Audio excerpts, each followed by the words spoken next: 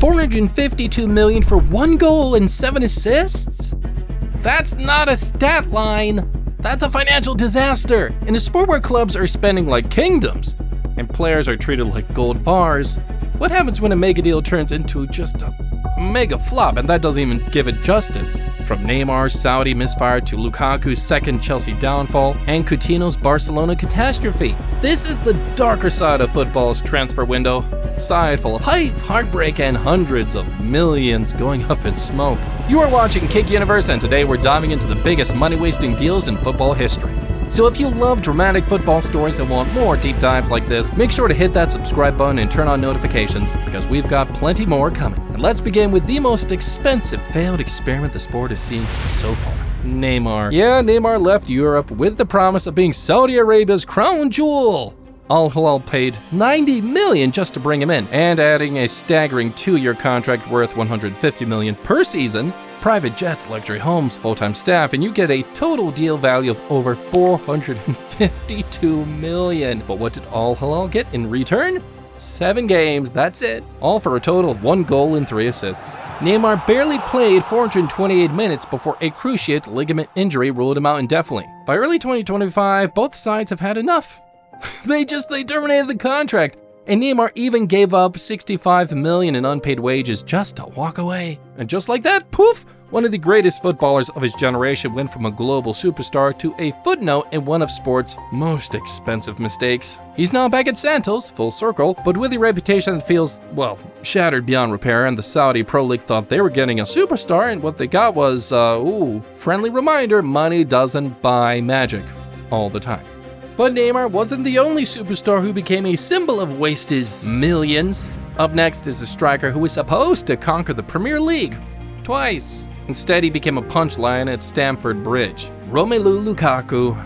Yeah, he returned to Chelsea. It was supposed to be, like a redemption arc thing, and they're like, oh, we hyped it up as such. To the tune of £97.5 million, record-breaking fee, the final piece in Thomas Tuchel's title-chasing jigsaw. It turned out to be a messy breakup. He started out fine, 15 goals in all competitions, but goals are not everything. He struggled to fit into Tuchel's tactical system, often looking like a lonely giant stranded up front. One game against Crystal Palace, he only touched the ball 7 times. And that wasn't a bad performance, it was just like an existential crisis. And then came the interview. He publicly admitted that he was unhappy at Chelsea and dreamed of returning to Inter Milan. Oh boy, yeah, the fallout was immediate, totally dropped from the squad, booed by fans, isolated from the dressing room.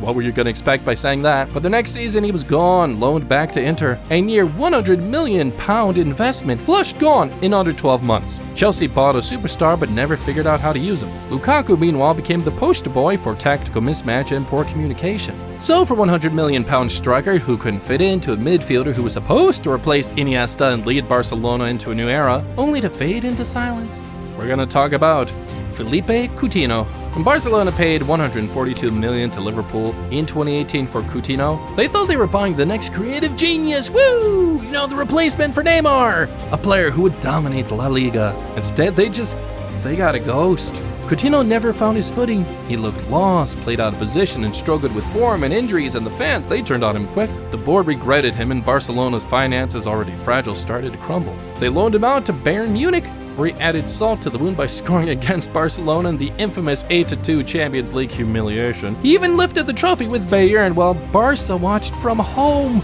Ooh, that burned so bad. Coutinho later went to Aston Villa, but his Liverpool magic never returned. The deal didn't just flop, it contributed to the financial downfall of one of the biggest clubs in world football. Now, Coutinho's fall was painful, yes, but at least he had moments of brilliance, where you're like, oh, this is cool. But what happens when there's almost nothing to show for a £100 million transfer? Well, that's the tragedy of Eden Hazard.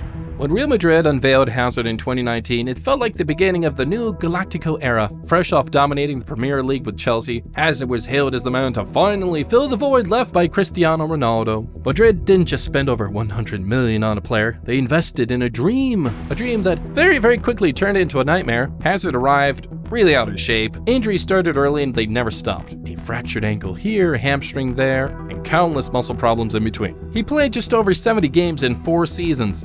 barely enough to make an impact, let alone to build a legacy. It was one of the most electrifying dribblers of his generation, and then he was suddenly reduced to short cameos and lengthy rehab sessions. And by 2023, Hazard had become a forgotten man at the Bernabeu.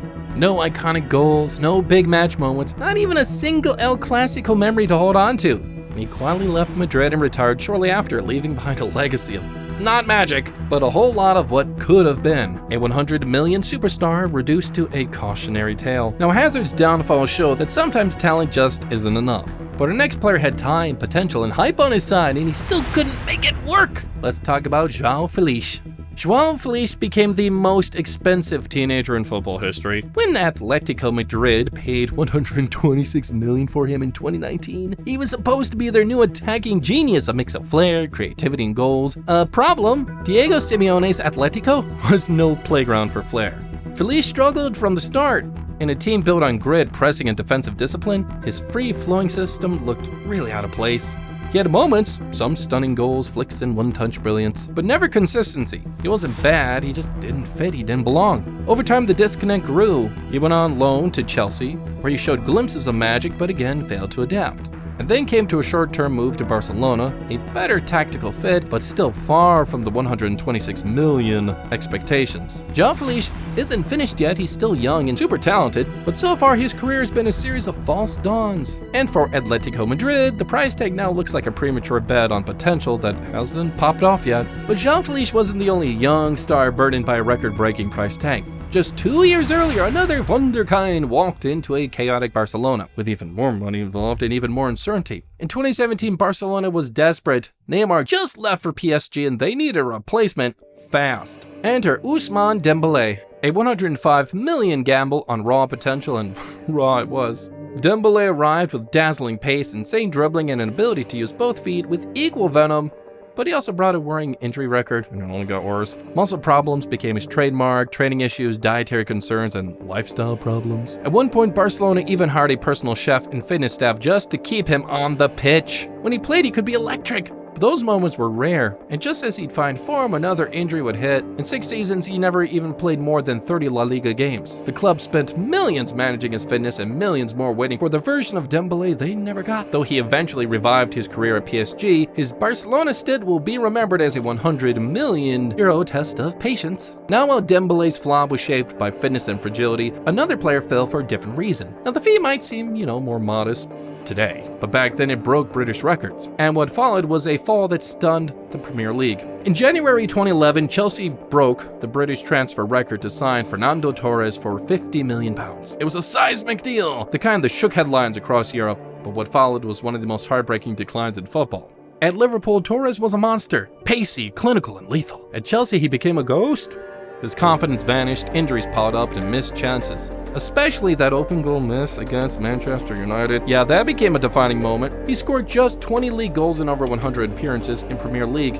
For context, he hit 24 in one season at Liverpool. There were brief highs, like that unforgettable goal against Barcelona in the Champions League semi-final, but they couldn't mask the overall disappointment. Chelsea got a hard-working forward who tried, but never looked like the same player. The 50 million price tag haunted him, and while he did win trophies at Chelsea, his personal decline overshadowed the silverware. A legend at Liverpool, a warning sign at Chelsea. Because in football, money talks a lot, but sometimes it just talked a whole lot of nonsense. Neymar, Lukaku, Coutinho, they were meant to be game changers. Instead, they became warning signs, reminders that even in a sport obsessed with wealth, chemistry and clarity matters more than zeros on a contract. So the next time you hear about a 100 million move, remember not every price tag comes with guarantees. None do, truly. This is 𝐾𝐿 Universe, and that was the story of football's most expensive disasters. If you enjoyed the video, hit like, subscribe, and tell us what you think down in the comments below. Which transfer flop shocked you the most? Until next time, keep your passes crisp and your transfers smarter.